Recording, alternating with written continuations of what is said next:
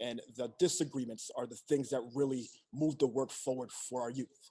And the comfortability to be direct and be transparent and lean on us for help and engage us to help, to me, are things that help just recalibrate our attention to youth. And within that process, what opportunities to hear them more. Um,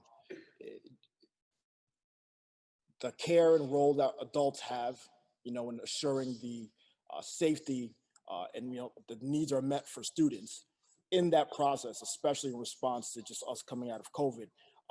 The opportunity to really hear them has not been given, I believe, the right amount of attention.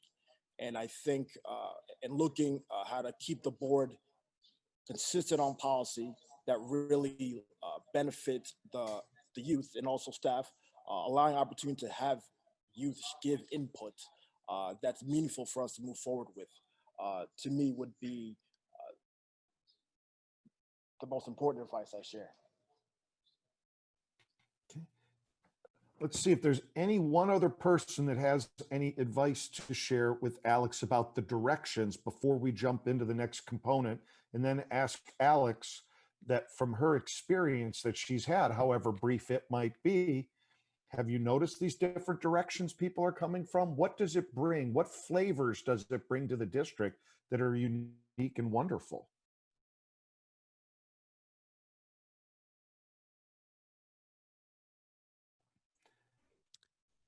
Does anyone else have something to add before we toss it over to Alex? Alex, why don't you jump in? I'll push my mic down so I can talk.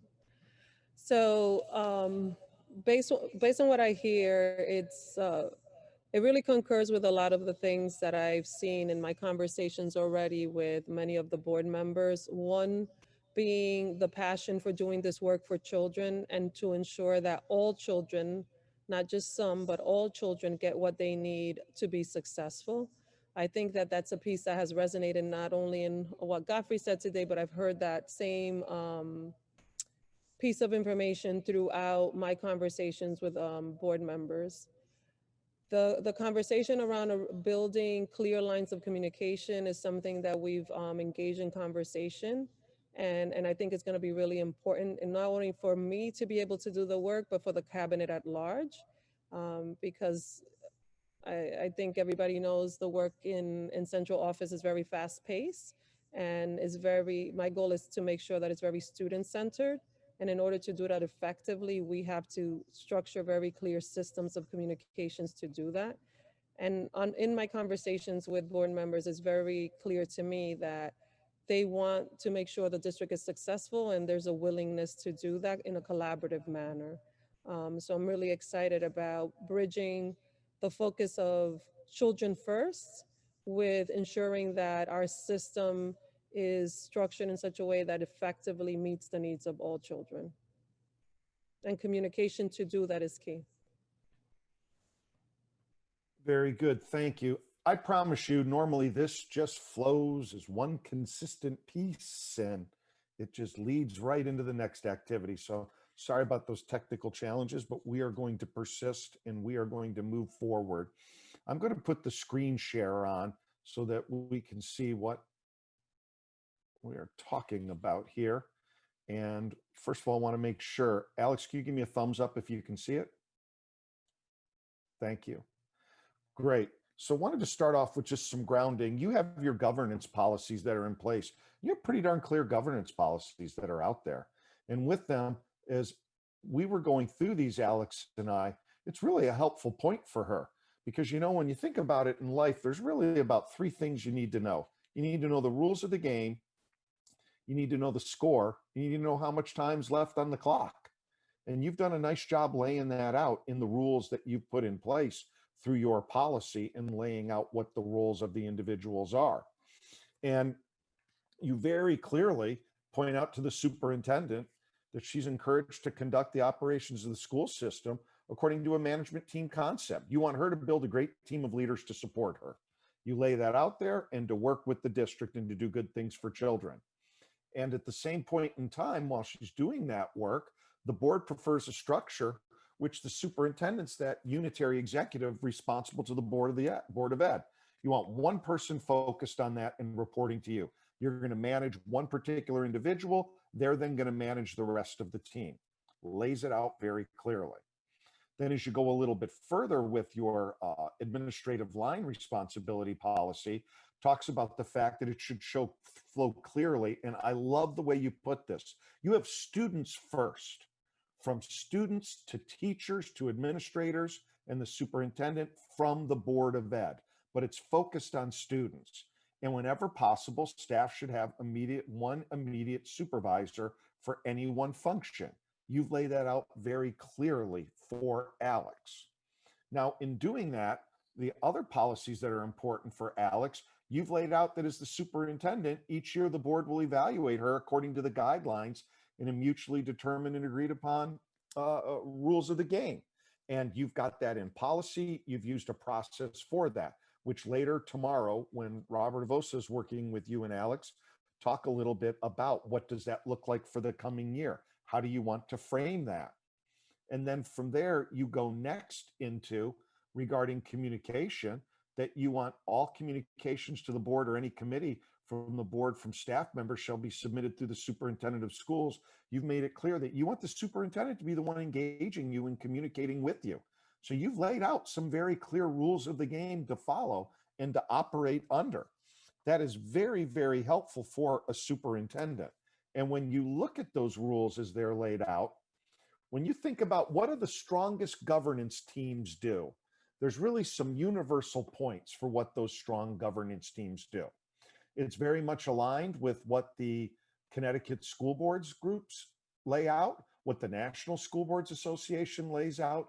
There's very clear tenets for the highest functioning governance teams, what they do. And I think it's important that we talk about not highest performing boards, but highest performing governance teams, looping Alex in as a member of that governance team. And the first point, as Godfrey said, talked about the voice of children, just united overall in the service of children. It's why you want to be on the board. You want to do great things for children. And you come with that motive, and everything you do is focused on that.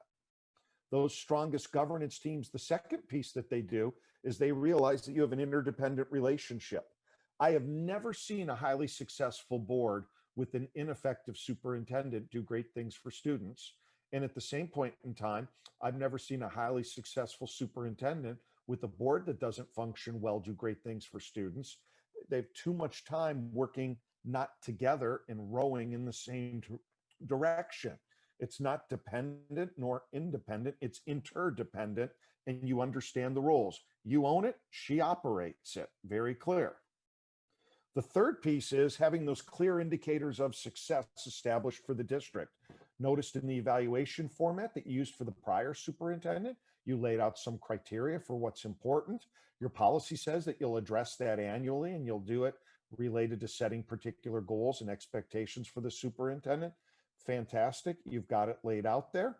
She knows what the target is. That lets her know what the score of the game is and how much time is left on the clock.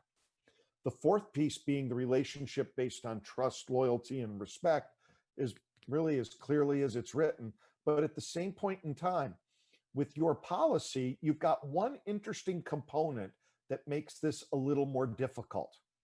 You see, you have a policy of encouraging unitary reporting structure, but yet Alex reports to 9 individuals. So Alex has to build a relationship of trust, loyalty, and respect 9 times over.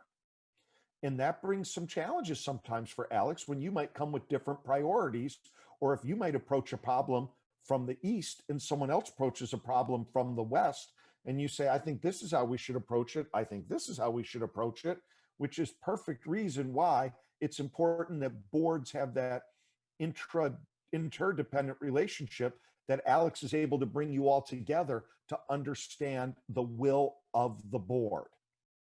And the fifth and final piece is those strong boards have incredibly durable linkages with the community. And those durable linkages with the community mean that you regularly get input. You regularly get that feedback. And one of the areas that is often forgotten when people talk about those durable linkages with the community is that the students are your community as well. And student voice is such an important component of what you do. And having that regular and meaningful dialogue is exceptionally important. And I don't think it's ever been more important in our time of COVID.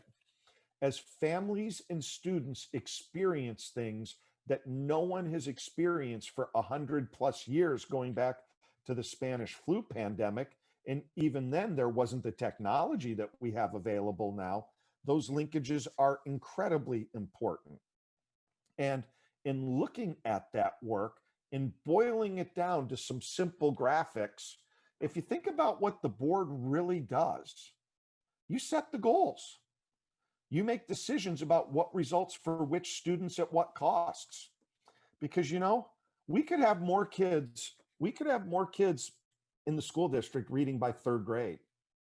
And if that's the priority, we could do that. We're going to raise class size to be 80-1 in high school. We're going to have nearly 3 students to 1 teacher in kindergarten, 1st, 2nd, and 3rd grade. And we can do that. But we know that there are some limits to resources. So you have to make some tough decisions. You have to decide what results for which students at what costs. And that's a huge part of your role. And in doing that, though, you do it in a way where you live in this world. This is the graphic I created to show what I think the governance relationship shows. The board does the what. The staff does the how. The what includes the vision, the mission. And then there's this interesting piece in between. It's sort of a theory of action. That's your storyline that connects the vision and mission to strategy. That's where the board says, these are our priorities. This is our theory of action. We can accomplish the vision and mission if we pull these big levers. These are the things we want to focus on. And in doing that, again, you can't pull on every lever. It's just not possible. But you set those priorities. Now, that's what you do. And then the staff develops a plan to operationalize that vision and mission and puts that plan in place. But the staff doesn't have the ability to determine what the goals should be. The staff has to go to the board and say, board members, here's the goals we look to accomplish this year. Is this in alignment with the expectations you have for us? And in those highest functioning systems, the board sets goals for the superintendent, and then the superintendent's goals cascade outward from there. And let me give you an example from my experience. When I became superintendent of one of the districts I was superintendent of, I arrived and the board was looking to have a new superintendent because they were concerned that academic achievement had stagnated for students, had leveled off. And they were also concerned because achievement gaps had grown. And when I got on board as superintendent, there was a 5-point rating system for administrators in the district. And what was interesting was every principal was rated 5 out of 5. Every district office staff member was rated 5 out of 5. And what it caused me to think about was, gee, what's going on here? When they were running this relay race, did the principals do a great job and they handed the baton off to the district office, or the other way around, and then the superintendent just dropped the baton? That's why they wanted a new superintendent, because everyone else was doing really well. Everyone else was doing really good things. And the reality of it was that those goals were out of alignment, and that the goals that staff was held accountable for weren't in alignment with the goals that the board had for the superintendent. And you end up with a situation where everything's just fine. We're doing really well, except for the kids. So there's an incredibly important component here with, while you do the what and the staff does the how, that the superintendent puts in place structures that align other individuals' goals with the goals that you have set for her, to make sure that everyone's moving in one direction, so that you don't end up with that situation. The adults can declare a year as successful. Unfortunately, the students can't.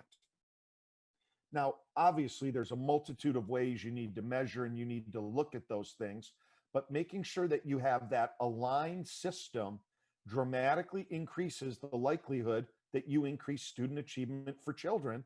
They're moving in the right direction. And when you look at that, there's this piece that there was some discussion earlier about roles and what are people's roles, and are people getting involved in other people's roles? And, I once thought of it, it's kind of like a tennis match. And you're on one side of the net, and on the other side of the net is the staff, and one side's the board. And, interestingly, as this board, you might invite Alex to come across the net and help you think through the what. Alex, can you help us think through what we should be focused on and what we should be doing? And there's no problem with inviting her to give input on that. But I'll tell you, if she's going to be over there all the time with the what, and she makes the decisions what everything is, you get labeled a rubber stamp board. You just do what the superintendent says. You don't set the goals for the district. You don't do those things. Well, Alex has to be careful about going across and getting involved in the board's business. You do the policy. You determine what those high-level goal targets should be.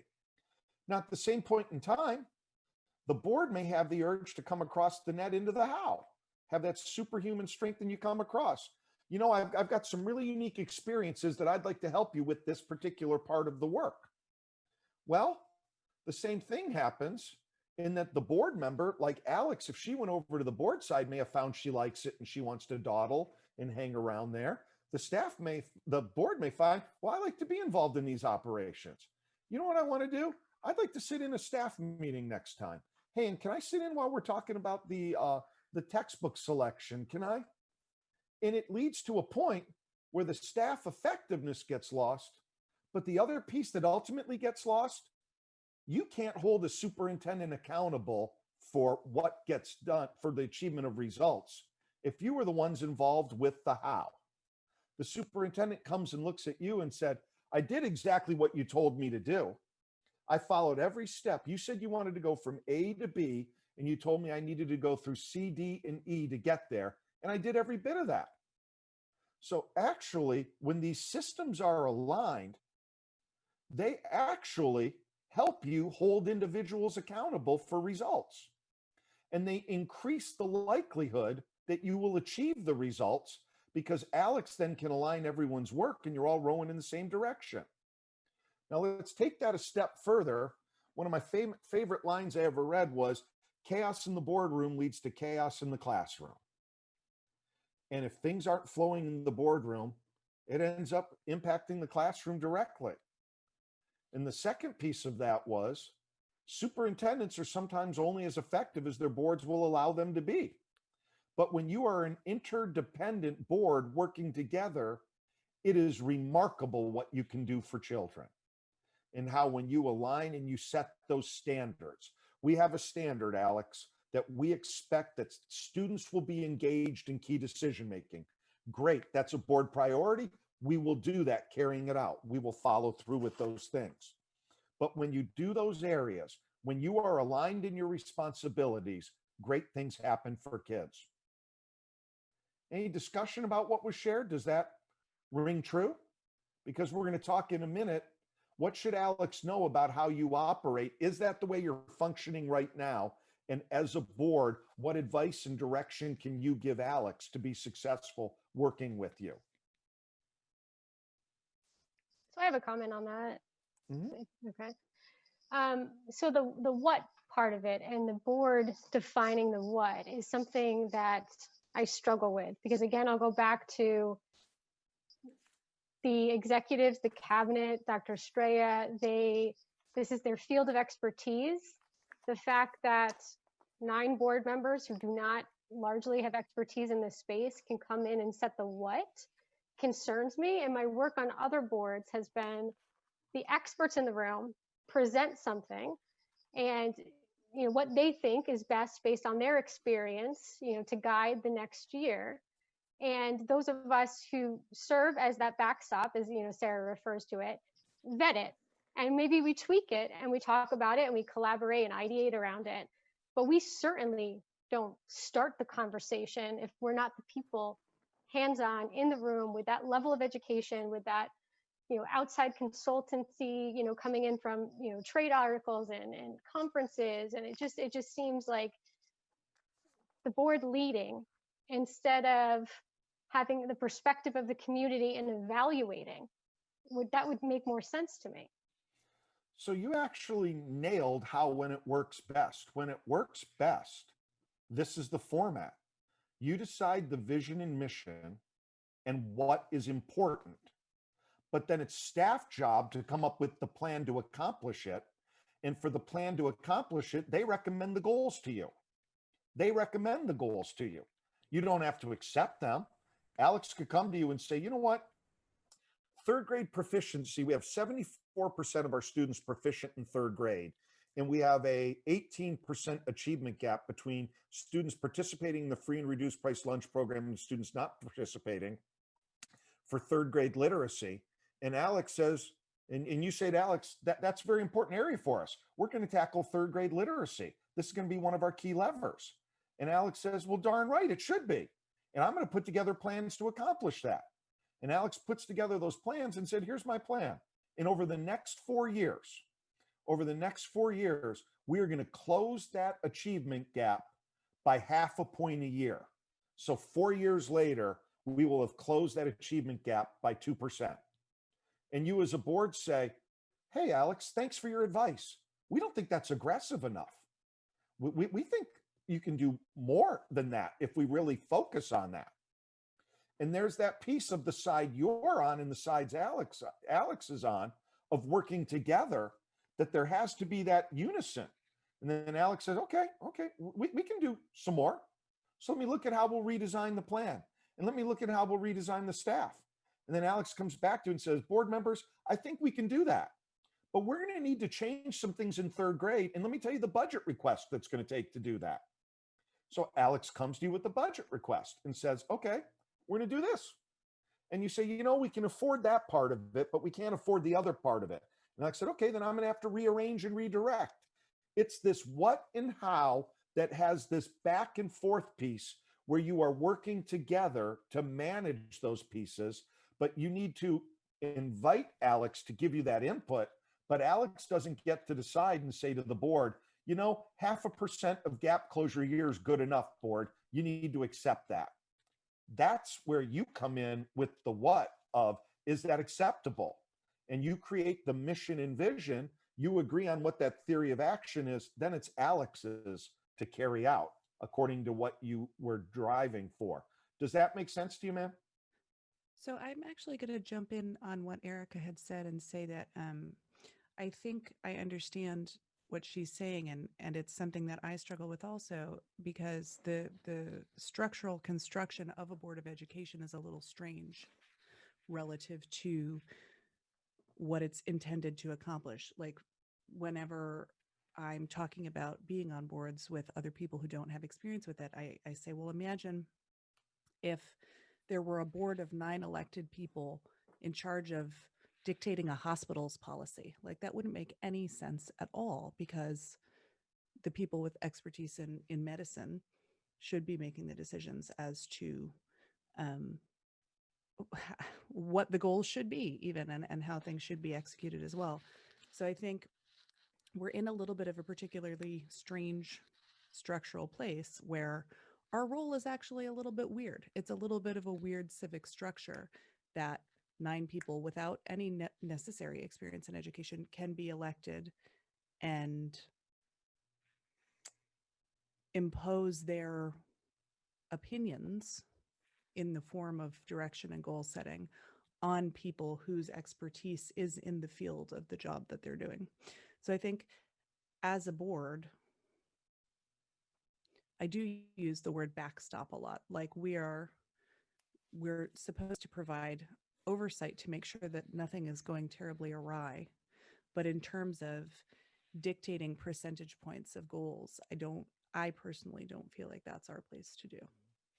Let's think about that. In the structure of public schools, I once read that it is everything that is right about being public, being a public operation, that is elected members of the public manage the board.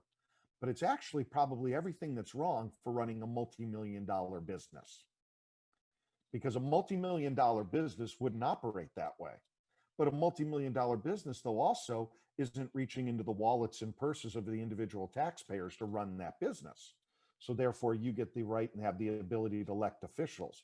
Yeah, it is an odd setup for a management structure. Very true. Now, a board can be somewhat more deferential to a superintendent's recommendations, but ultimately, you've got to have the point in time where does the chef determine if the food's good? Someone's got to make that choice. And the governance structures as set up in education are that the board is, backstop's a really interesting word to use there. I think that's a powerful word. Yeah, you say that just doesn't make sense to us. And just like it didn't make sense to say 0.5%, No Child Left Behind made no darn sense. When we did No Child Left, you all know No Child Left Behind math, don't you? You don't know that? So in 2006, 20% of the kids were proficient. And we knew that 2014 was the golden year when 100% of kids would be proficient. So what you do is you subtract 20 from 100, you get 80. You take how many years you are between 2006 and 2014, you're 8 years. So therefore our goal must be 10% per year. Show me somebody who's grown 10% per year in student performance, and I will show you some misguided tactics. So that is the role you play to help make those judgments and make those decisions, but you rely on the expertise of the staff to advise on that. Yeah. And you do it both ways. You know, my point, you too big, too little, just right. There's a little Goldilocks to this. What But that seems level, just right? that percentage point reference that you and Sarah have, talked about, it's a CEO's job to come to the board and say, here's the challenge, here's the proposed solutions, here are the implications, here are the consequences, down to that level of detail, versus going in reverse. I would expect it to be presented and then be evaluated through the lens of a taxpayer and a parent in the system, but not to dictate it. That just doesn't make sense to me, given that this is not Why our would it go field. in reverse? You're absolutely right. Yeah. And I'm not recommending it go in reverse.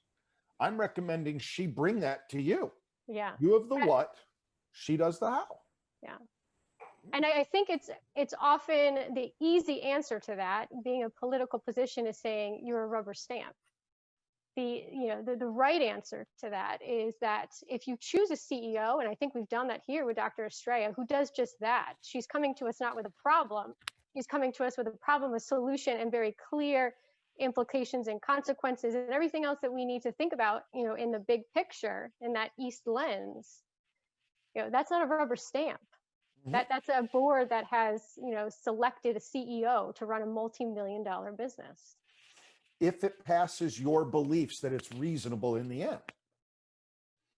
If she brings you a recommendation that, I'm making this up, that you need to raise taxes by X millions of dollars to accomplish your plan, you may say, whoa, we got to step back. But that's the framework you've drawn for her. Sure. Now, if you take that to the next level, then what if she comes to you and says, to accomplish these goals, I'm going to shuffle all of the principles and I'm moving all the principles around next year? Do you say, you're the CEO, I got faith in you, let's go do it? Well, that's sometimes an example of where that gets put to the test of that CEO piece, because people come out and say things. This is complex stuff, because there's a variety of different things your superintendent has to consider. Madam Chair, you look like you're ready to make a comment. I was just going to make sure that anybody else who was having ideas felt like they could jump in and say them. I feel like. I want to make sure, what this board has shown is that we've come together at times where we had to. That's really allowed our role to really be demonstrated, and not going down a rabbit hole of living in this example. Looking at a goal that's set, as we make motion towards that, my only experience has been that our role naturally gets defined and aligns towards meeting that goal, and in the best case scenario, the way I've always seen things is that for me to meet my goal as a board member of effective policies that really have positive impact on the youth, it requires Alex to be the leader we hired, and the more capable I am to stay in my lane as a policymaker is just continuous evidence validating the role of the leader. and how well is it getting executed. And I think not talking about context really makes this more of a longer discussion than necessary. Just looking at um, the, the 9 board members, the compliment they give each other, and being clear, no matter what field you come from, there's no I that's completed or met any goal. And the people surrounding each other, we all have, I I think, great things that are brought to the table that really enforce how we operate effectively as a whole. And that just gets centered in data to really just fulfill any concrete evidence for us to honestly say we're making decisions with the best knowledge we have. And data, regardless of where you come from, that term is something that is evidence, we will use the progress monitor and just really center our discussions about what's going to take place. Mhm. Other board members, thoughts before we jump into looking at standards of practice? I'm going to jump in, and I'll kind of piggyback on Godfrey, what Godfrey was mentioning as well. But, as board members, we all bring a unique skill set. We all have different backgrounds, different education, but we all come together at the table with different thoughts and different ideas, but work in unison together and to support our superintendent, which is Dr. Estrella. But in addition to that, if we are in an agreement on something, then we talk about it. I think having those conversations all the time make a huge difference, not only for our staff, our families, our communities, as well as our students. But especially given the climate we're in now with COVID, I think the community has done tremendous work.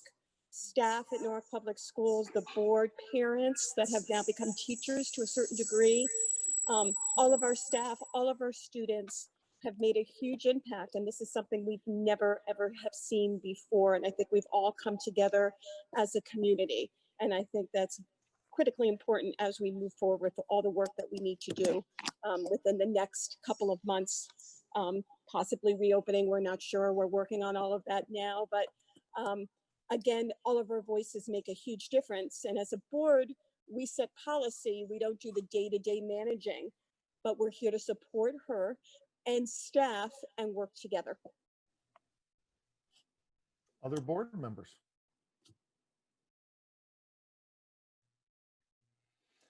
Well, with that as a backdrop, the superintendent gave you in advance, I believe, some documents about standards of practice.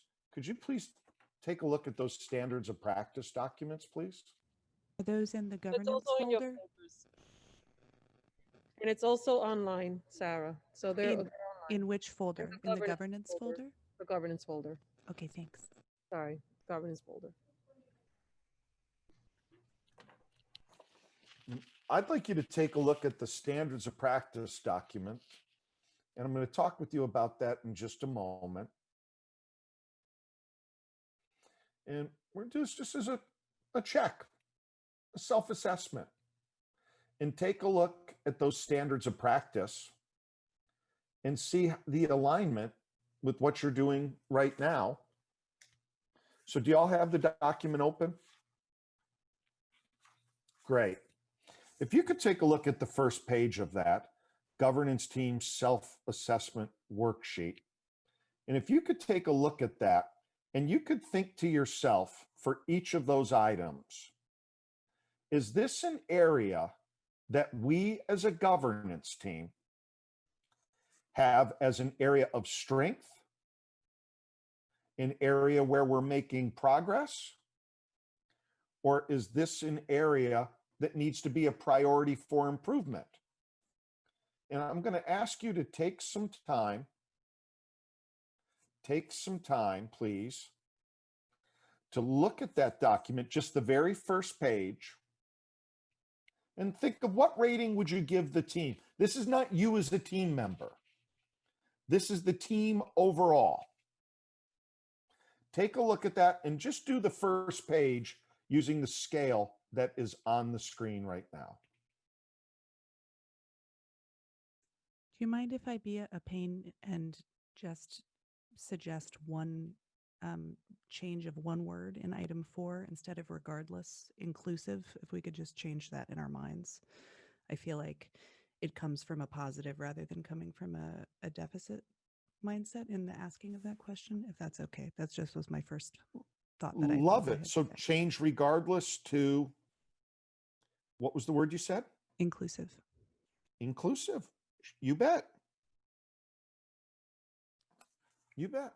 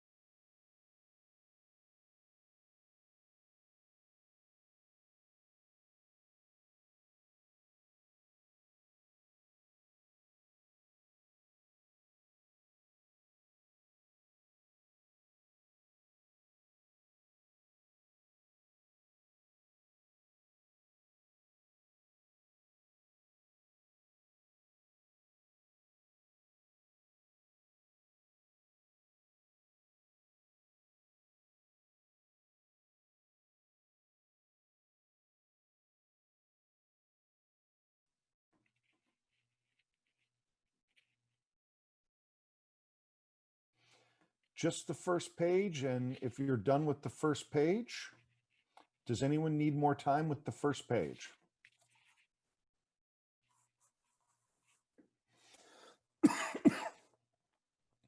Let's take a look starting at the top of the first page. Was there anyone that felt the first item was not a 3, was a 1 or a 2 in an area that needs improvement or making progress? I think I saw one hand go up. Godfrey, can you share your thoughts about that? Why that item and what focus you think it needs? Can you share that?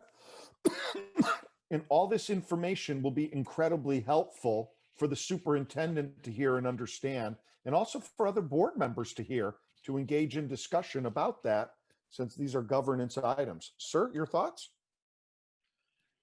So the evidence I've had has been presented, in forms of surveys, individual conversations with youth, and information shared to me from about conversations with youth, shared with me through different cabinet members during committee meetings. In terms of the evidence needed to kind of concretely say we are doing this is evidence hearing from all the students, and being clear that we've heard from all of them, and that we are clear that what we are soliciting, that will be taken into feedback to change things or just information. But in the absence of any concrete evidence to display that we've heard from youth, um, is why we're at a 2 and making progress towards it. I have nothing to validate or show that where we need to go to enhance or kind of where we stand now. Got it. Other individuals with a 1 or 2 or a comment based on what your colleague has shared? For sure. So Godfrey, I'm really glad that you said that, because I think in looking at the question, it's very clear to me that as a board and as a district, we're trying to be a 3. Sure, Bob. but I think the data that we're actually succeeding, like Godfrey, I think you expressed it very well, that we in listening to the experiences of children in the district and families, everyone certainly always has the best of intentions. And, I don't know that our data says that we have succeeded as a 3 in there. And I should say by data, I don't mean testing assessments. I mean the experiential data of the kids that we're serving. Yeah, and let's keep that in mind. The data has to be so much broader than just a state level. There's so much more. So very much more. Any other individuals want to speak on that item? Well, it's kind of, oh, I'm sorry, go ahead. No, you go ahead. I was gonna say, it's kind of a loaded question because, we're elected to put children first. But if you do put children first and we make recommendations based on putting children first, as a taxpayer, some of that's in conflict. And, in a district our size where there's not a lot of money to go around, sometimes you have to choose children over the larger needs of the community. So I think that's, where we struggle with when we are putting children first, we are condemned as elected members of a board that we're not putting taxpayers first. So I think we have to decide, are we truly as board members putting children first, or do we always have to have that hat on of also putting children first, but also balancing the needs of the community as a taxpayer, in which case it would always, rightly be a 2 and it shouldn't be a 3. And I would add, we definitely strive to be at a 3. But when we don't make that mark, it's when we allow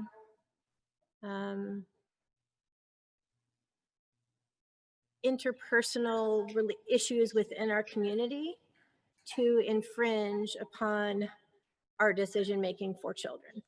And that takes on multiple forms that I think the community is aware of. But whenever we do that, we lose track of this goal.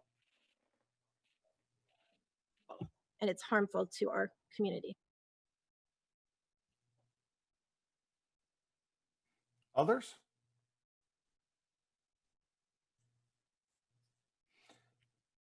It will be interesting to see how these comments can tie through later and tomorrow when you're talking about priorities, and how in the priorities, taking it in the students first, the students as primary, how will that tie through in the priorities that you talk through tomorrow for the superintendent? Because I heard the word intent used earlier. I have always intended when I get to a crosswalk and I see a little old lady crossing the street, I intend to get out of the car and help her across the street. Can't say I've ever actually done it, but I intend to do it. It will be that turning intention into action, because for kids, it's action that counts more than the intention. So this will be a great piece to see how that ties into your discussion tomorrow around priorities.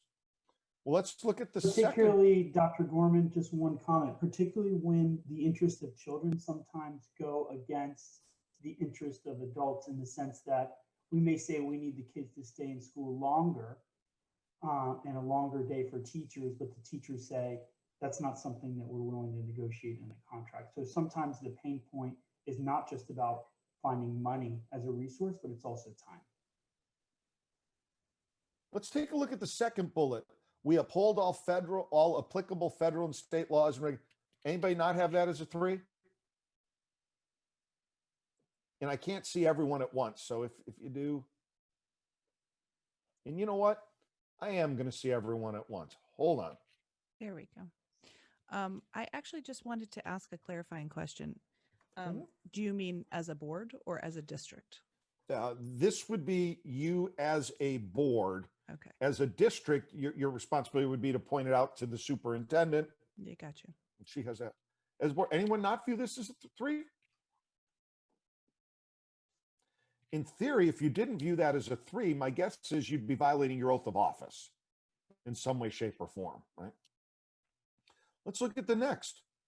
We abide by the policies and bylaws of the board and work with each other to change those policies as needed to improve student achievement. Anyone not have that as a 3?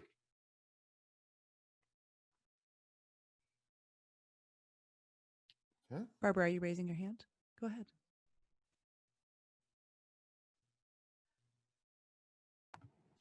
I think we are tending towards a 3. The difficulty with the policies is that there are so many, and we don't review them regularly, and not, so it's easy to not be in compliance with something in the policy if it's not on somebody's. Do you have a policy committee? We do. So a policy committee to do the regular reviews, et cetera? Yes, can I interject for a minute? We do. I'm actually the policy chair. I've been the chair for I guess it's 5 years now. It's hard to remember, but it's about 5 years. But we do. We have regular meetings, and we look at all of our K policies, which we've revised and changed and added. So it's a very active and thorough committee that meets monthly, sometimes even more often, depending on what work needs to be done. But and in any of our committees, which we always do, whether it's policy or facilities, negotiations, we always try to, especially with policy and facilities, is really when we have our board meetings, to discuss it. So in policy, to give you an idea, we discuss it, we vet it, we might have several meetings for a policy. Then once we take action as a policy committee, we bring it to the full board for discussion, and the whole board is involved in that.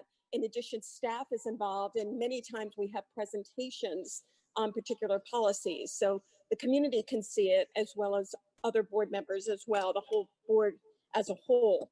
In addition to that, then the subsequent meeting after that, we take action on it. Whether it goes through or it doesn't, the whole board decides on that. So I'm not sure, Barbara, do you want to, yeah, that's So great. I think my tiny quibble was with the word "we abide by," because some of our policies call for regular reports that we aren't actually executing. One that comes to mind, there was the inspection of the play equipment and the fire something or other. There was a policy when I was reading through, and I said, gosh, in my 3 years, I don't think we've ever had a report on this. And it would probably be good if we did. So it's a good policy, but we aren't truly abiding.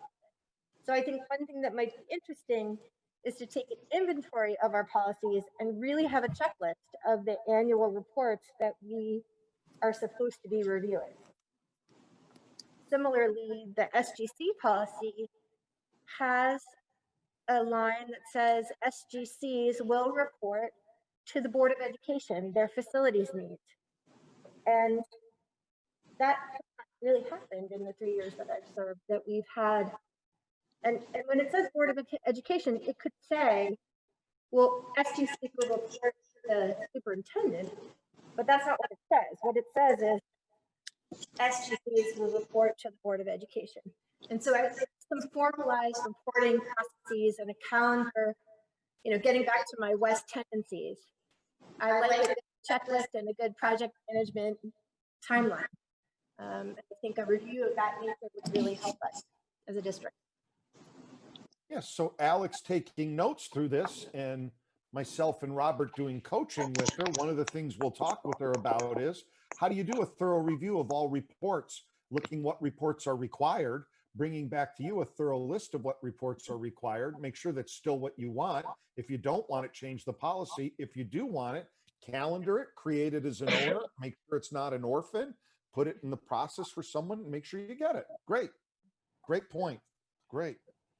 If I can just scoot very quickly and say that my thought was the policies relative to the actual organization and functioning of the board itself. And I think that's been, for me personally, a little bit of a learning curve, because I came to be chair in an unexpected way. And so I know that for my own self, that's an area that I have to learn about. Great. Let's look at the next bullet with that happy amendment we had. Maintain board focus on the achievement of all students inclusive of race, class, ethnicity, or gender. Anyone not rated as a 3?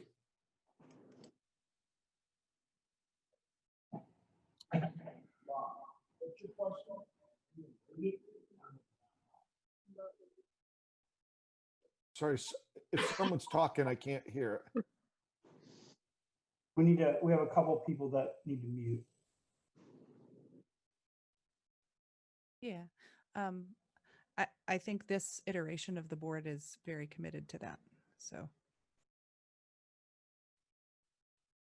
I rated it as a 2. And I think I was thinking more of what P was saying about the intent of crossing the road versus the actual doing it. It's clear to me that as a body, we are as one and have the right intent here. And I think that Norwalk, like almost every other school district, is playing catch up with a long legacy of explicit discrimination in housing and education that we haven't really been able to completely address yet. So I think we're making progress. It's a positive thing. That's a number 2, but it's not a 3 just yet for me. Great, great. And that, by the way, is a great example of a role the board can play in giving feedback to the superintendent about an expectation that emphasis, resources, efforts will be focused on addressing those needs. So, by the way, our board put that in board policy in Charlotte. They were shocked when I showed up at a housing meeting. And I showed at a housing meeting because there was a issue of putting more low-income housing in a low-income area. And I said, why aren't we putting low-income housing in another area? Because if we're going to address equity, having more students that are struggling financially into an attendance zone with schools, and then suddenly some of the people came back and said, whoa, whoa, whoa, we meant it, but we didn't mean it like that. Just understand, when you give direction for someone, they might run with that. So, not saying you need to do anything about that, but just as a thought, that's the kind of things that come into play when you live and don't just aspire. for sure. And if I can actually just say, to Colin's point, the 3, I think, is on the focus. I think as a group of people on the board, our focus on this issue is very strong. And I agree with Colin that the execution, of course, is not where it should be. So. And that would be in alignment with Godfrey's points on number 1, that the intent is there, but he's not seen the actions or heard from the children that it's there yet. So similar in concept. Next, we do not use our position for personal gain or partisan gain. A 3 for everyone? Anything not a 3? Yeah, I put a 2, and that is entirely because it is very hard to escape the fact that these are politically elected positions. And while I believe all board members do their best to rise above that, it's very hard in the public arena to escape the politics of it. So I think we are making progress. But I don't think these are purely nonpartisan roles just yet. I would second that. I also put 2.5 because I think it's very hard to do this work without having to be aware of the political landscape. And the longer you're in it, the more your awareness is of that, for better or for worse. So I think we can't pretend that it's not a piece of the puzzle. Thank you. Next, we model continuous learning. Anyone not a 3?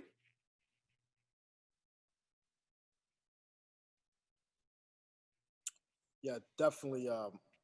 1 was what I rated.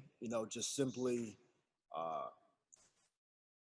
establishing what it looks like, uh, our expectation for how the district follows this. You know, I don't believe we've agreed on a method that we want to all invest and focus our efforts in to be able to say we are modeling it in the same manner. And when I just look at the areas of improvement, the absence of a conversation around what it is that we want to be, that we expect our staff and teachers to really work with our students to help them become. If we haven't had that conversation, there's no way the answer to this could be anything beyond a need for priority of improvement. Anyone else?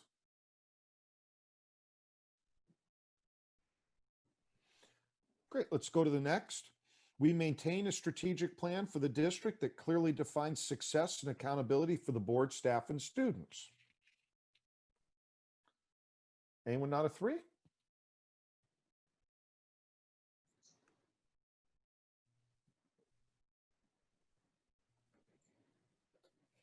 Next, we focus on the policy work of the board and monitor progress on the district indicators of success, leaving day-to-day operations to the staff. This is essentially living the item you talked about earlier in the earlier discussion. Anyone not a 3?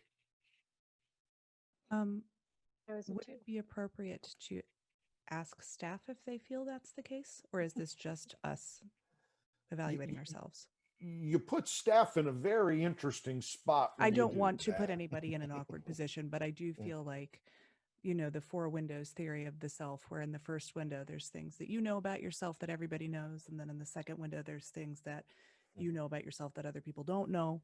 Then there's things that they know about you that you don't know. And that's the window that I'm interested in. But if that would be too awkward that we don't have to do it, that's fine. And I would encourage you to, that is a role Alex can play for bringing that feedback back in a slightly different format. But your point is well taken. If you don't get that view, you're really missing out on an opportunity. Other individuals want to speak on that who don't have it as a 3? Mike, I thought I saw your hand up. Yeah, I did have it as a 2. And it's just more of an observation than anything else. And, you know, the activity the board has taken or emails where, you know, there's been a lot of direction given to staff by board members. Which is not in alignment with the policy as shared earlier in the presentation. Other folks who have that not as a 3? I had it as a 2 because I also have observed, you know, especially people weighing in on personnel issues, which I think is outside of our purview. So I think that's important to note. Thank you. Anyone else? I had it as a 2 as well. You know, I've, you know, spoke about the fact that, you know, I truly believe that this is the staff's core competency as a board member, as a taxpayer. You know, we pay this staff a lot of money, and we do so because they are well educated in their fields, and we believe that they bring credibility and experience in their fields. And I think that we should lean on them to really, again, be at the helm and be the, you know, the people on the ground and, you know, doing the day-to-day work. Thank you. Anyone else? If I can say, did anyone not have that as a 2? Aha. Anyone not a 2? If I could just add in, I had a 2. I think that was a good way of putting it, Sarah, asking if anybody else didn't have that. But I did put mine as a 2 as well. And, you know, I think we've got a stellar staff that works really collaboratively together in a cohesive manner for many, many years. I know firsthand working with Dr. Costanza, we've worked on policy for many years, and it's just having those kind of relationships where you can, if you need to, pick up the phone and talk to that liaison, talk to that person that you're working so closely with. But at the same time, I think it's a balancing act. You have to be, you don't want to overwhelm staff, Again, I'd mentioned before, we're here to set policy. We don't run the day-to-day operations as far as managing, and that's the superintendent's role. But I think we don't also want to overstep boundaries, and we want to be able to have that contact with the superintendent, but then she manages her staff. So it would be interesting to know, and I know it might not be in this forum, and I think it might have been touched upon by Sarah before, but how staff feels about that. We don't want to overwhelm staff, but having some kind of leeway or chain to reach certain staff members if we need to, but again, to not overwhelm them with too much information or too many requests. So I think we need to be mindful of that as well. And you do have some pretty sound protocols for information sharing and requests, and you've got a hierarchical structure to accomplish that. So you've got some good information there in policy. And I believe Robert's going to talk a little bit about that tomorrow with you all. Great. Okay. What about next? We base decisions on facts, vote our convictions, avoid bias, and support the decisions of the board once a decision is made. I'd like to speak Anyone? on that one. Go. Yes. Following up with what Heidi was saying, I think right now we're in very unprecedented waters, and we had to make a lot of decisions for budget, policies, distance learning. And first, I want to thank the staff for all the extra time, for all the information that we needed. I know that we asked for a lot. I know that we had a lot of questions. We needed more details. Don't take it personally. And it wasn't that we don't trust anyone. It's just new waters for us. We're all learning. We needed the extra information in order to be able to make good decisions and vote. And I think that this Board of Education right here, we agree to disagree, and we're very respectful of each other. And we do ask each other questions a lot too. So it's not that we just ask the staff, we ask each other questions. And I know for me it was very important that the new superintendent, we would be able to communicate. And in the short period of time, in less than a month, we've seen a very, very big change in communication between emails and videos and things like that. So I think we're moving in the right direction. Very good. Yeah, can I just add that, Diana, that's a great point. Like that extra insight as a new board member. I often use the phrase "educate me," because I need the team to backfill me on what were the considerations leading up to this recommendation. And I think that the community needs to know that we were informed in our decision making, and that we did evaluate this again, not as a rubber stamp, because that's constantly thrown out there. That we did have that data collection exercise and that request for information. And it wasn't to step on people's toes. It was really just that educational piece. So that's an excellent point, Diana, that there's a balance between asking to be educated on a topic and making sure that the due diligence was done versus interfering in the day-to-day. I can also say, oh, Barbara, go ahead. Thanks. I just would piggyback on that and say that it's really difficult from our point of view to know what that balance is. And for us, I think it was very important that whatever was done, we could own with integrity. And there was nothing done that we didn't know about. So that if the community was angry with us, they had good reason to be. We made a choice that they didn't like. But what's very difficult as a board member is when a choice is made, we're not informed, and then we're required to own it to the public. And that's the difficult tension, I think, of that. Mm-hmm. I think that that's a good point. And I think that the public's expectations of the board is constantly something that we have to very explicitly clarify, which is tricky. I wanted to speak to the first part of the rubric question. We base decisions on facts. And I think that this board is as good a group as any people in really attempting to do that. But I also think it's very important to maintain an awareness that it's a huge human weakness. thinking that you have made a decision based on facts and not monitoring for your own opinion or preconceptions. I don't think we do a bad job at that, but I also think it's really, really crucial to keep in mind that human beings are bad at that. And I just felt like that was important to say. We are fallible. Next one, we build trust between and among each other, treating everyone with dignity, respect, even in times of disagreement.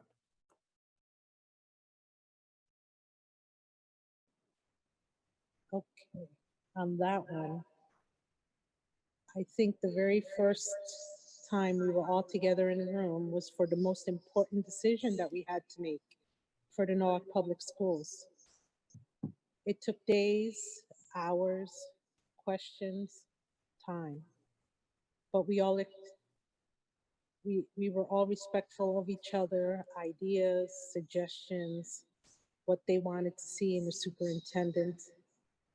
And I think moving forward with a decision that's so important, that we've learned from each other, our strengths, our weaknesses, and that as a group, we can come together and make a decision, vote on something, and not be arguing or disrespectful to one another. Next, we maintain the confidentiality of privileged information, including what's shared in executive sessions. No. No, not a 3 or no? No, not a 3. It's an area about which I have concerns. Okay. I don't know if anybody else wants to speak about that. I also have concerns in this area, and I think it impacts our ability. Not a trust each 3 for other. me either. Only a 1 for me. Some discussion on this. That it would be helpful for your superintendent to understand.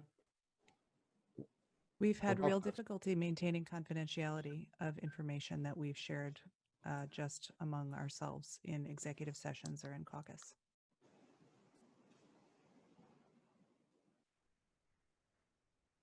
Any other comments? Any other feedback? I would add that I think this ties into that piece about partisanship or political. When information from executive session is used for political purposes, it's really harmful for the community.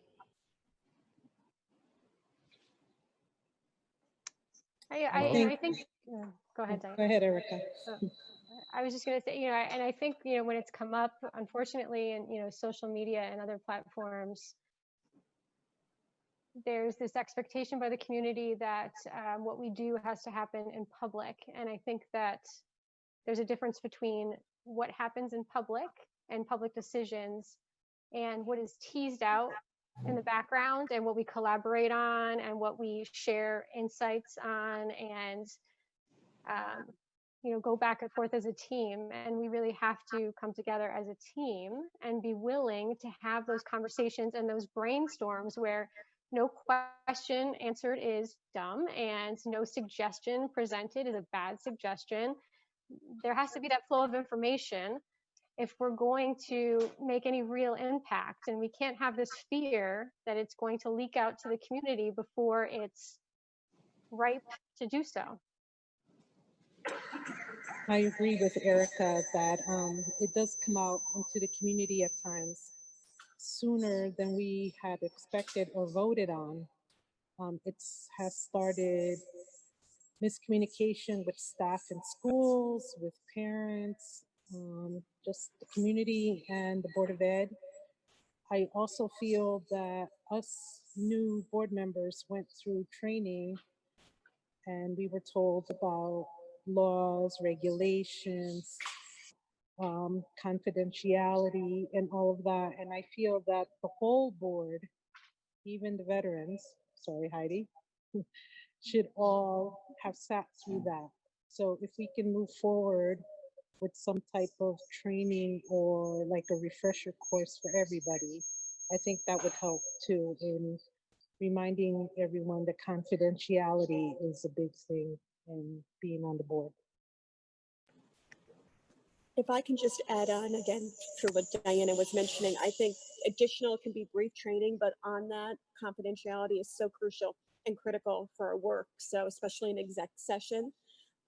So whether you're a newer member, a senior member, doesn't matter. I think any type of training is always just to reinforce that, just reinforcing any learning that we have, any meetings that we have, education for us, even as board members, again, is critical to the work that we need to continue doing.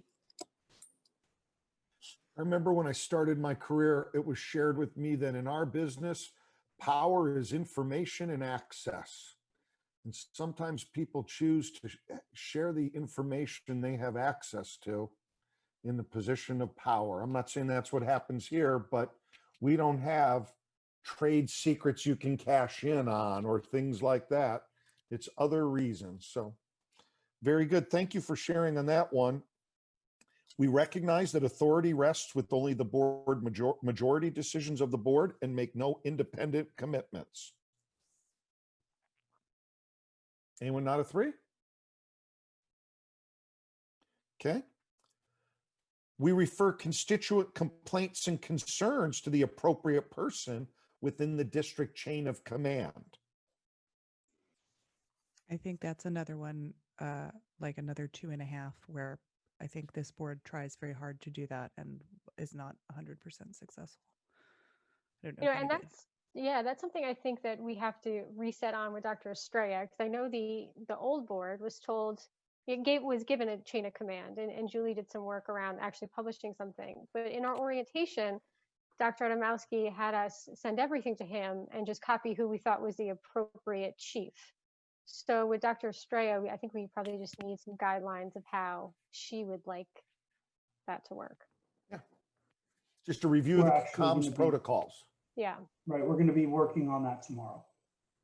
Thank you. And also, I think in that work that we'll be working on tomorrow, you want to be able to reply back to constituents' concerns. But at the same time, you have 9 members. And I think you do need to have a chain of command, because you're not sure who's replying back to whom. And it could be 1 or 2 people, or it could be all 9. But I think having that chain of command and working with Alex on that will be an important factor for us. And that's another thing I'd love to tease out is, I know our communications team is pulled so thin, but in my opinion, it puts so much pressure on Sarah to centralize that communication from the board that it would be great if we could just, forward it to an appropriate member of the staff and have them respond. So we're not responding on their behalf, and communication is truly centralized with the communications team. Versus coming, through Sarah, God bless her, she can answer every single email, or through one of us that try to pick it up. Because I think we did a really good job in the beginning of trying to make Sarah the point person, but God love her, there's been so much that's been going on. There's no way that you can be the point person on all of these things. So I think we need to be, I think we got to pivot and say, I know Brenda is also pulled, very thin, but we got to solve for this, because we can't all be responding separately. I would agree with that.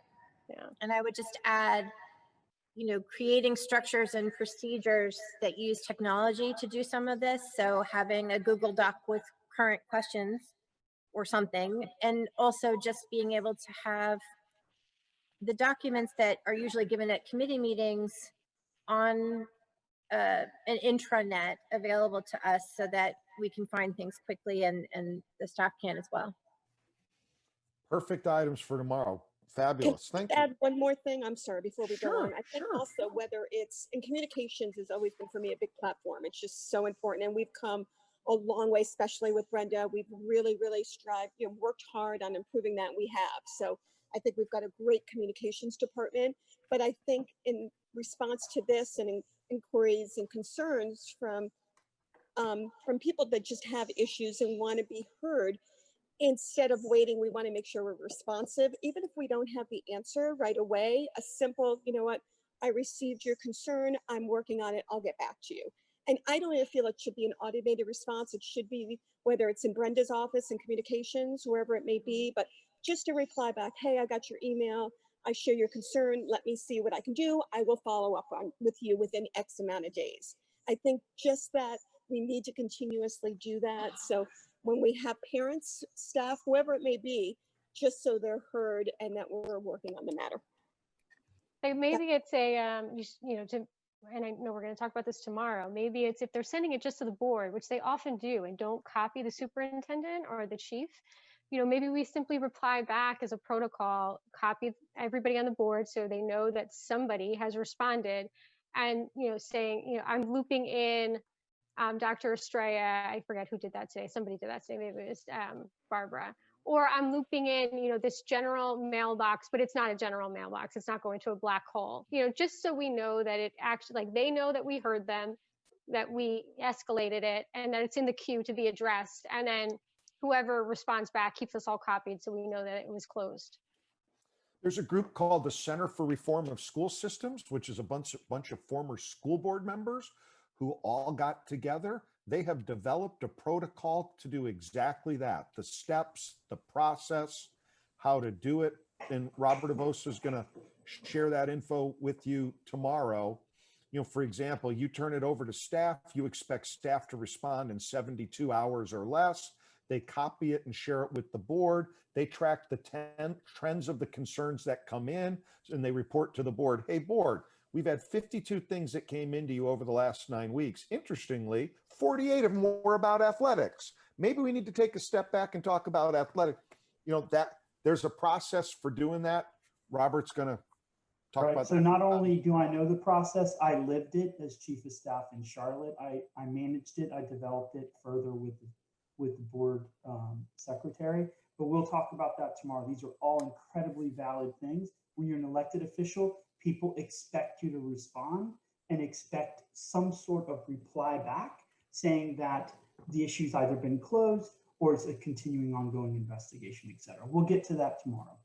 Great. We'll have plenty of time to talk about it. Let's look at the last one. We respect leadership roles of the board chair and superintendent. Anyone not a 3? Great. Can you please, the second page goes much faster. Can you please look at the second page and can you please rate it 1 to 3?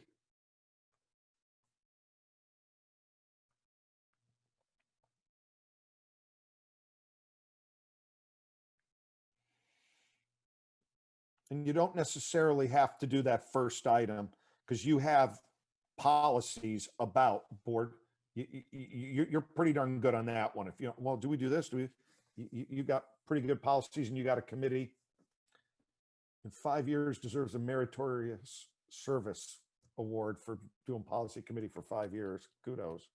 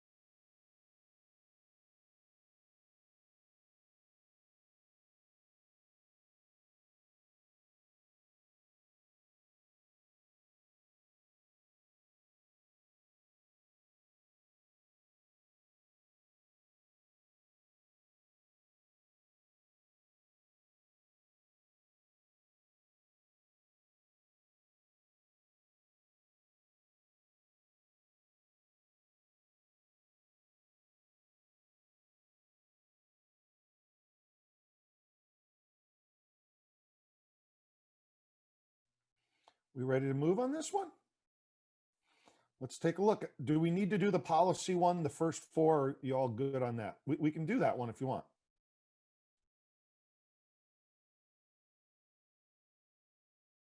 Moving on. All right. I got from the board chair, let's keep going on that one. I'm with you. Hire a superintendent, adequately compensate, honor contract provisions. Well, I hope so. You're pretty new on that one. Anyone not a 3? Let's go to the next. Provide constructive feedback on superintendent performance and governance team performance. Well, lo and behold, you're right in the darn middle of governance team performance right now. And the superintendent really hasn't had much time to get that feedback yet. Anybody not a 3 on that item? Moving on. Establish and implement plan for monitoring district success in compliance with its policies and ensure appropriate management oversight of the district.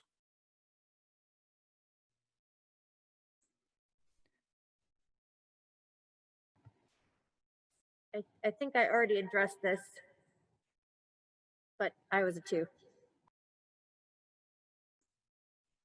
Do you want to elaborate at all? I had thought that just the last piece of it,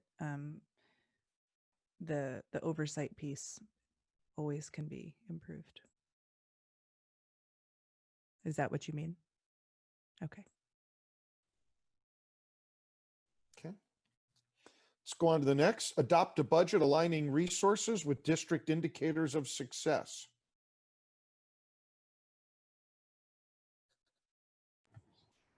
We really tried. We really, really tried. And now it could all disappear if we don't have funding for reopening. Yeah, the revenue decrease is due to shrinking in tax. It's going to hit. Okay, so you felt comfortable with 3 with the most recent process. Okay. Connect with community, promote community understanding and partnerships. I think we can do better. I feel this is an area for growth for us. Yeah. We do a lot of things that try to work on this, but it's sort of somehow still disjointed. So the more we can kind of pull that into one cohesive movement, I think the stronger we'll be. I think on my end, it's the different languages in Norwalk. We need to try and reach out to the non-English speaking families and also get on the ground. I know I'm on the ground a lot. I see a lot of families. I go to different schools, and many families, even though they have a smartphone, they're not on Facebook. They're not 24/7 on their emails. And if the emails go out, they can't understand them or read them. So we need to try to find a way or change something, which we already took the first step on, and try to reach. And if it's not through the adults, it's maybe through the students. Got For it. sure. And I also think there are parts of our community in Norwalk that obviously have historically felt very shut out of decision making, and we are committed to doing a better job with that, but we obviously can still do much better with that as well.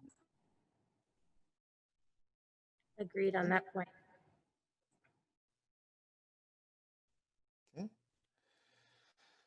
Next, appropriately help constituents with complaints, problems, concerns. Just, it seems hard that you would list it as a 3 when you said you gotta.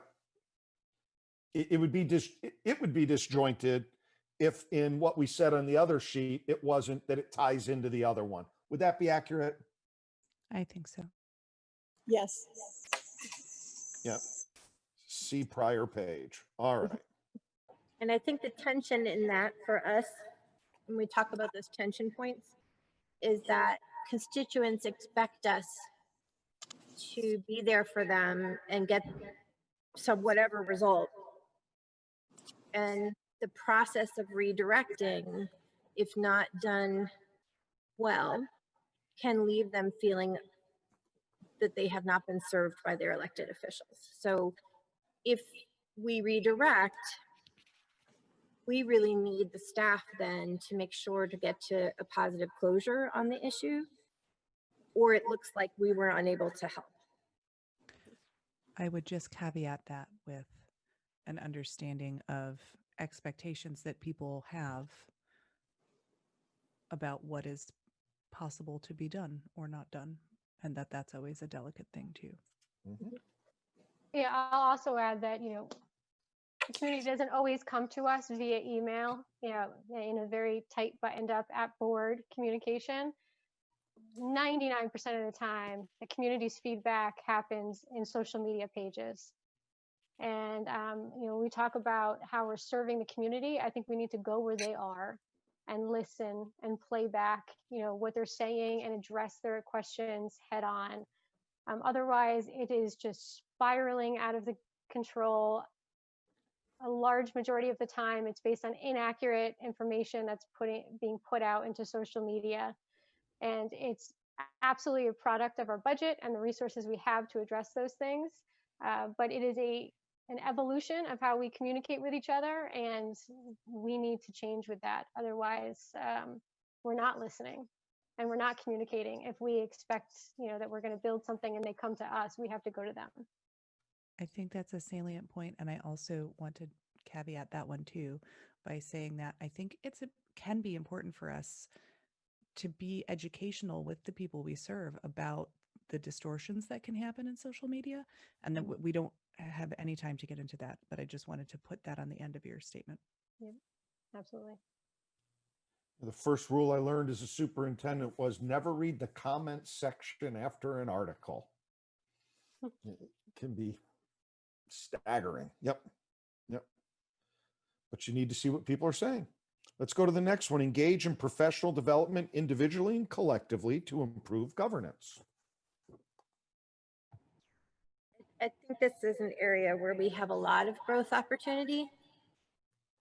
I remember when I joined the board and I went to the CABE orientation, I was like looking forward to seeing my colleagues, and I was the only one there. So the struggle is, of course, that most of us work and have families, and it's very hard to, as we know from our superintendent search, that it's hard to find times that work for all of us. But if we can seek out opportunities to learn and in tandem with each other, so that we have a common background of relatedness and material that we're digging into, which is what I love about the book that we are working on this week. That really gives us the opportunity to learn together and continue our personal development and group development as a board. Powerful. I also want to say too that definitely an area we always for sure need to improve upon. When I first took the position, I was shocked how there wasn't reference to who we're talking about in NOAA. I understand there's a learning curve to being a board member, but how none of the onboarding talked about our kids. There was no context given to apply what we're doing and who we're serving. And, we're growing in this area, making, I think, some of the right strides around how we have the work with Dr. Fergus taking place. But to me, it was a missing link, to be a board member in a city like Norwalk and not at all talk about diversity or bias. It's crazy to not talk about who we're going to serve and any reference of pieces of orienting people to such a powerful role. Sorry, not powerful, meaningful. I would agree. I have found that the most information in those areas have come to me through the work with Norwalk Act, that I have learned a great deal from them about our community and the needs that we have here, and the conversation that's centered there. I'm looking forward to bringing that conversation here. I think we can all agree how important PD is. When I first came on the board a while back, basically I just sat in my seat and learned and watched, and that's how I grew. But I wish even back then, and as we continue on over the years and in the present, ongoing PD, whether it's done sometimes individually and then you present that information back to the full board as a whole, or you do it collectively. But I think in any organization, there's always PD, always team building, which I know, Alex, we're all going to be working on, but it's so the importance and success of the board. And if we have a successful board, we have obviously a successful community and school district, which we do, but there's always room for improvement. So I think ongoing PD is really important, just like you have with your staff will be ongoing PD for board members. I think we should try to work on that as well. Very good. And last one on this page, perform other actions required by law. Anything you know you got to do, you do, I'm assuming, right? Otherwise, you'd be in violation of the law. Okay. Let's go to the third page, which is more about communications. It's much shorter. We're rounding the home stretch. Can you please take some time and rate these items on number 3?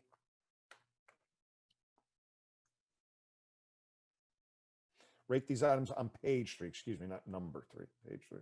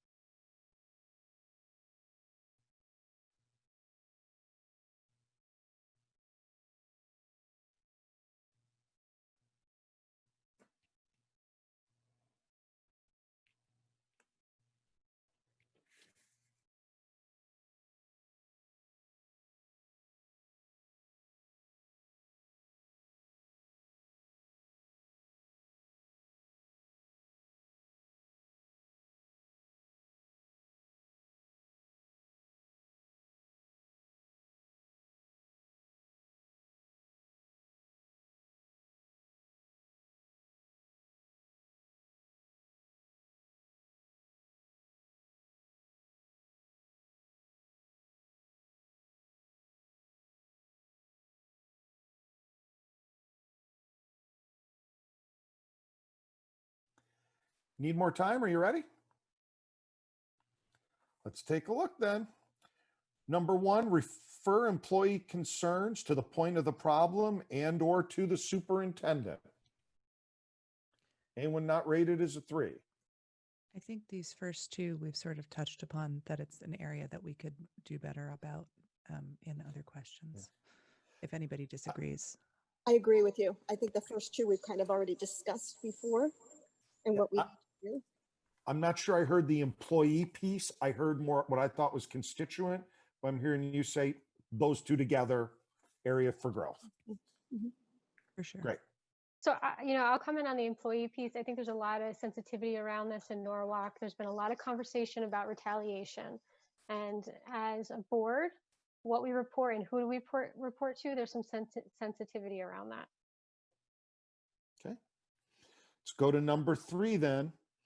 Contact superintendent if a concern raised by constituents is potentially serious or may require a policy change. You immediately let the big stuff, you let superintendent know right away. Okay. Number 4, communicate requests for district information to the superintendent. Now you have a policy committee, or excuse me, a committee structure though. How does that work with this? Just thoughts, folks? So I think sometimes if it's a discipline specific request, for example, if it's something about special education or something about facilities or something about a specific area, then we will refer to, oh, I lost my page. Darn it. We'll refer to the appropriate central office person and not jump right to the superintendent. How did I lose that piece of paper? That digital piece of paper. I got it. Okay, here we go. Does anybody else have a thought about that?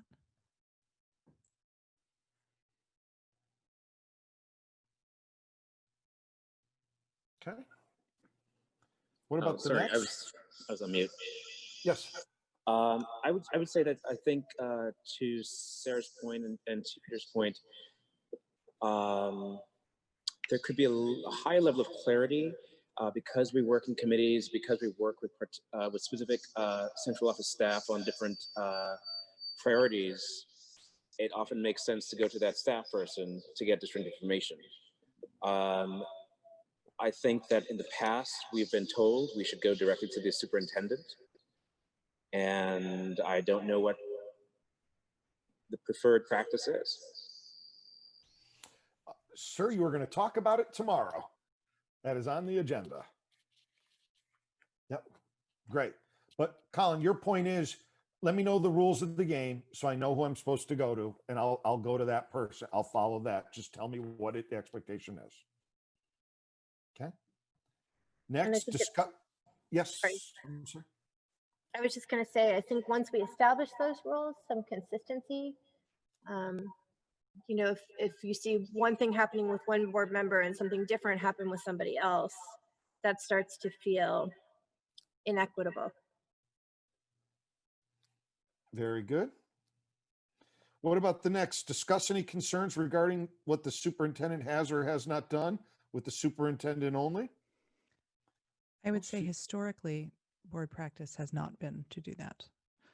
And I'm hopeful that we will establish that as a norm moving forward in this new relationship with the new superintendent.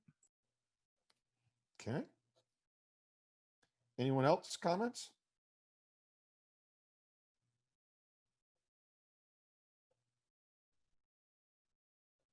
Okay. Last one, maintain fidelity to fellow board members, board policies and governance team when communicating with the media. Anyone not a 3? I think in general, we've done much better with the media this year. We've been more disciplined and letting the professional staff manage that piece. Okay. Anyone else? For sure. I think there's, you know, historically what has happened and how we are changing ourselves as an organization to move forward. Very good. Now, this information, you've given an awful lot of information for Alex to process. For how does she work with you all more effectively? How does she meet your needs? But there's other items for you to take up and think about as a group, a governance body. For example, the item about information from closed session or caucus, whatever the terminology is, that's one that you in essence have to be self-policing on. So there's certainly plenty of things for you all to talk about, but there's other items for Alex to act on. And there's other items from here that will relate back to the priorities you talk about tomorrow. A great deal of them will be covered during the communications section. And Robert will cover that. Robert, can you talk a little bit about tomorrow? Yes, it's my pleasure. I'm really looking forward to it. Thank you for letting me listen in. It was very important for me to understand the context by which I'll be leading the second portion. You know, earlier I was trying to, you know, give you a little bit of a background about who I am and how I've worked with different school boards. I had a very difficult and complicated school board in Fulton County, Georgia. Our district was the haves and the have-nots, like an extreme you've never seen before. North Atlanta is incredibly wealthy, although very diverse. It had the second highest proportion of African-American wealth in the country, only behind the Maryland, DC area, and then a very, very poor southern region. And the board members really believed that where they stood on issues were a reflection of the community. So I have a lot of experience working with school boards and have seen some good success. That same board, after 4 years, won the National Association of School Boards Board of the Year. So when you put systems and processes in place, we can get to a good place where everybody feels like they're part of the system and their voices are being heard. So tomorrow we're going to go through communication protocols. We're going to talk about board priorities, and we're also going to talk about how, when Pete earlier was talking about the alignment that exists between priorities, goals, the way we spend our time, people, and money, and the superintendent's evaluation. Ultimately, at the end of the day, everything that moves up to that Board of Education and superintendent evaluation needs to be aligned and coherent. And we'll be helping Alex and the team. My responsibility has been with the team, you know, Tom, Frank, and others on the team about trying to bring those two things together. So we're going to have a rich conversation tomorrow. Hopefully we'll be able to get through everything that we have, and I'm looking forward to it. Alex, what time are they all back tomorrow? 8 a.m. on the dot. Okay, and same format with this format's a lot better than the early one. And I don't know why, but I had headphones in and I was leaning in. You know, I realized as I was doing that, it doesn't get any louder when you have headphones in if you lean into the For train sure. that way. We're gonna Does- we're gonna have to adapt at least for this the morning portion to do it like this, and then when Does we it have make sense to have us convene by Zoom in the morning and then come physically after lunch for those people that are coming physically? Yeah, can they be home and Zoom in, Alex? Would that make more sense? say that again. Would it make more sense to have everyone convene by Zoom for the part that Robert is doing in the morning, and then people who are going to attend physically, have them attend physically after lunch to break it up that way? Would that make sense? Because then you wouldn't have to scare up any extra laptops or do any kind of I mean, tech. that would be fine. There's a very we ordered lunch, and we have a Right. very small period of time, only 30 minutes between Robert's session and ConCan that will follow by Dr. Fergus's work. Okay.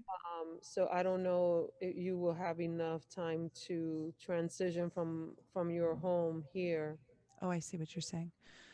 Could we Okay. adjust the time schedule, or is that locked in? Do Like, you could want, we just move a half an hour, the afternoon session back by half an hour? I would So have to ask both the presenters if that's possible. that would be great. You 'Cause want me to do that, or? I think so. It means that all of us are exposed less in person. And then we could actually have lunch maybe outside, which takes care of the issue of having to take the mask down to eat, and then convene back at a specific time that works in your mind logistically. The challenge, I think Dr. First has a hard stop. Oh, I So see. if we do I that, can make some modification if it helps. I think you had me down from 8 till what? To 8 to, 12? 8 to noon. Right. We, You I'm can sorry, go ahead, finish Dr. earlier. I think you can finish Exactly. that earlier to give you. What if he was done at we can go to 11:30? 11:30. Okay. We go That to would work. 11:30. Great. The A food, lot of the rich conversation I needed to hear, I've heard tonight, in terms of beginning to see some issues emerge, I guess. Okay. I think it just seems like it'd be easier to have people on their own devices rather than, and also to Barbara's point about the health and safety of everybody, I think is very salient as well. So if that works, I think it's a good plan. Thank you for your time and energy tonight. We appreciate it very much. Alex, are you saying something? I just want to go reiterate the schedule for tomorrow. So from 8 to 11:30, Dr. Avosa will engage in the rest of the communications and governance component of the conversation. I'm assuming people will come here for lunch because we ordered lunch, and then at 12:30 we will transition to ConCan, which is going to have a presentation around district-wide data that will nicely tie to the equity work that will begin at 12:45 with Dr. Fergus. Great. Um, Okay.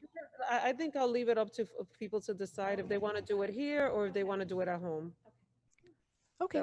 We'll have But the- either way, the Zoom, I think having everybody in the Zoom is the most functional for talking and listening. So, Correct. So we'll do it that way tomorrow. okay.